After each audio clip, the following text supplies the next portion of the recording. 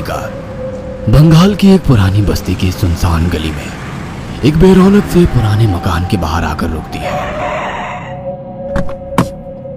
सुजाता, ये तुम मुझे किस जगह लेकर आई हो? ये तो कोई गरीबों की बस्ती लगती है। यहाँ ऐसा क्या है? हीराचंद के कुछ भी समझ में नहीं आ रहा था कि सुजाता उसे ऐसी अजीब सी जगह क्यों लाई है, जिस मकान में दिन में भी अंधेरा दिख रहा था और धुआं उठ रहा था। आप मेरे साथ अंदर चलिए, सब समझ जाएंगे। यहाँ हमारी हर समस्या का समाधान मिलेगा। सुजाता और हीराचंद आशंकित कदमों से उस मकान में दाखिल होते हैं। तभी उन्हें किसी महिला की बाहरी आवाज सुनाई पड़ती है। चले आओ, चले आओ।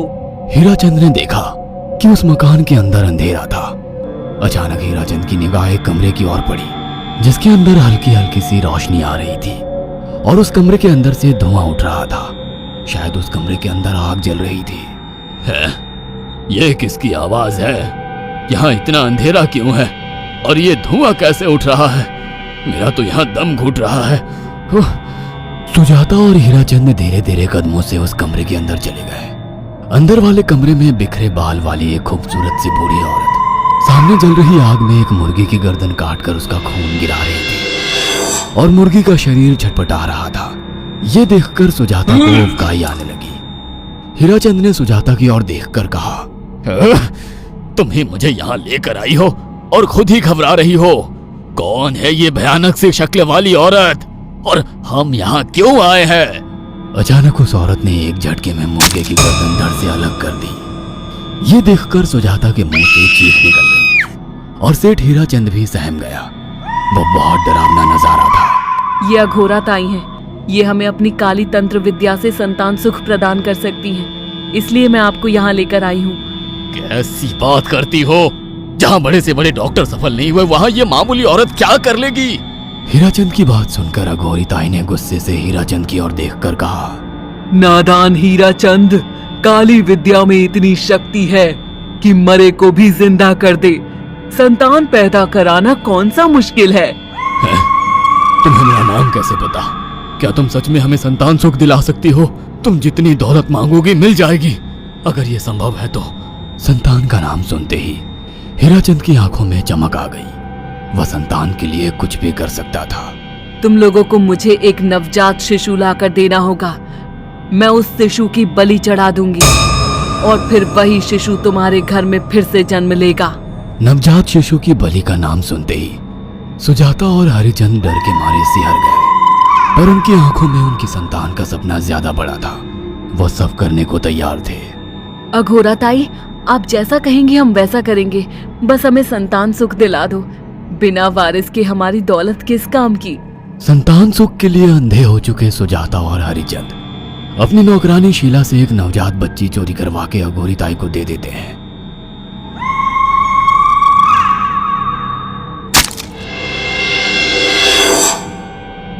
उस शिशु की बलि से सुजाता गर्भवती हो जाती है। देखा आपने अघोरा की तंत्र शक्ति? मुझे उस पर पूरा भरोसा था। चलो चलकर उन्हें धन्यवाद कहते हैं। हीराचंद और सुजाता अघोरा ताई के पास पहुंचते हैं। वो दोनों बहुत खुश थे और अघोरा पर उन्हें अंधविश्वास हो गया था। अघोरा ताई, आप महान तंत्रिका है। आपने वो चमत्कार कर दिखाया जो बड़े बड़े डॉक्टर नहीं कर सके। ये काली विद्या है बेटा। अगर तुम दोनों चाहो तो मैं इस विद्या से तुम दोनों को हमेशा के लिए जवान बना सकती हूँ। क्या सच में ऐसा संभव है? हाँ बिल्कुल, पर इसके लिए तुम्हें जवान लड़के और लड़कियों की बलि चढ़ानी होगी। तुम उन्हें यहाँ तक लाओ, बाकी मैं देख लूंगी।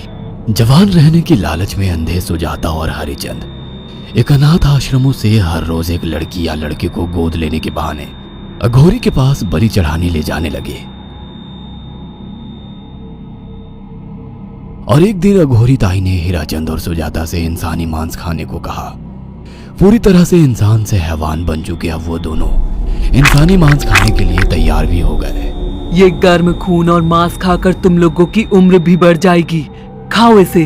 हाँ, सच में ये इंसानी मांस बड़ा स्वादिष्ट है। अघोरा ने अपनी बातों में फंसाकर सुजाता और हरिचंद को नरभक्षी बना दिया था। वो तीनों हर दिन बलि चढ़ाकर खून पीकर मांस खाने लगे। नौकरानी शीला भी नए शिकार लाने में उनकी मदद करती थी, मगर एक दिन शीला को शिकार नहीं मिला।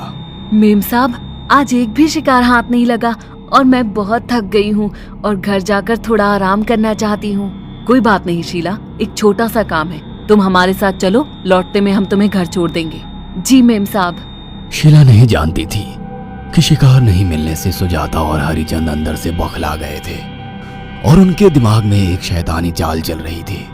सुजाता, ये बेहोशी की दवा है। शीला के कार में बैठते ही तुम उसे सुंघा देना। आज हमें इसी की बलि देनी होगी। इसने हमारे यहाँ का बहुत खाना खाया, अब हम लोग इसे खाएंगे। वैसे भी ये आगे चल के हमारे लिए खतरा बन सकती थी। कार में बैठते ही सुजाता शीला को बेहोश कर देती है और वो लोग सीधे अघोरी ताई के यहाँ पहुंच जाते हैं, जहां अघोरी ताई शीला की बलि चढ़ा देती है और तीनों मिलकर उसे नोच कर खाते हैं। अघोरी ताई, हमको बलि चढ़ाते हुए पूरा 1 साल हो गया है। हमारा बेटा भी साल भर का हो चुका है। अब और कितनी बलि देनी होगी? बस एक आखिरी क्रिया और बची है, उसके बाद तुम दोनों हमेशा के लिए जवान हो जाओगे। कैसी क्रिया अघोरा ताई? 3 दिन बाद सूर्य ग्रहण है। हमें पास के घने जंगल में एक विशेष क्रिया करनी होगी। उसके बाद तुम लोग कभी बूढ़े नहीं होगे।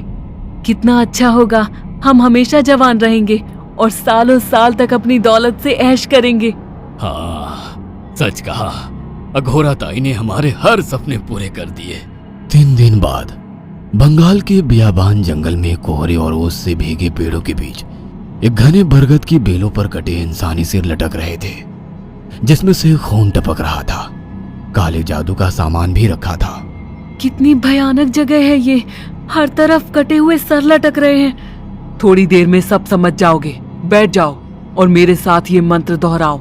ओ, अघोरा, ये किन लोगों की कटी हुई गर्दनें हैं? आप यहाँ क्या करने वाली हो? हीराचंद की बात सुनकर अघोरा जोर जोर से हंसने लगी और उसने एक शैतानी हंसी हंसते हुए हीराचंद की ओर देखकर कहा, तुम जैसे ही लोगों ने अपनी इच्छाओं को पूरा करने के लिए इन लोगों की बलि चढ़वाई है और फायदा उठाया है। अब तुम दोनों आंखें बंद करके यहाँ बैठ जाओ और मेरे साथ मंत्रों को दोहराते जाओ। अघोरा ने सुजाता और हरिचंद को वशीकरण मंत्र और काले जादू के इस्तेमाल से सम्मोहित कर दिया और देखते ही देखते वो एक भयानक डायन में बदल गई और चीखती हुई बोली, अब मैं तुम दोनों की बलि चढ़ाकर अमर हो जाऊंगी, क्योंकि तुम लोगों ने 100 लोगों की बलि का खून पिया है। देखते ही देखते उस डायन ने फरसे से एक एक करके सुजाता और हरिचंद की गर्दन काटकर जल रही आग में बलि चढ़ा दी और उनका गर्म खून पीने लगी। जब तक तुम जैसे मूर्ख और लालची लोग अपने फायदे के लिए दूसरों को मेरे पास लाते रहेंगे, मैं उनका फायदा उठाकर ऐसे ही उनकी बलि चढ़ाती रहूंगी। दरअसल अघोरा एक डायन थी और अपना स्वार्थ पूरा करने के लिए उसने हीराचंद और सुजाता की लालच का फायदा उठाकर उनकी भी बलि चढ़ा दी। बुरे काम का बुरा ही नतीजा मिलता है।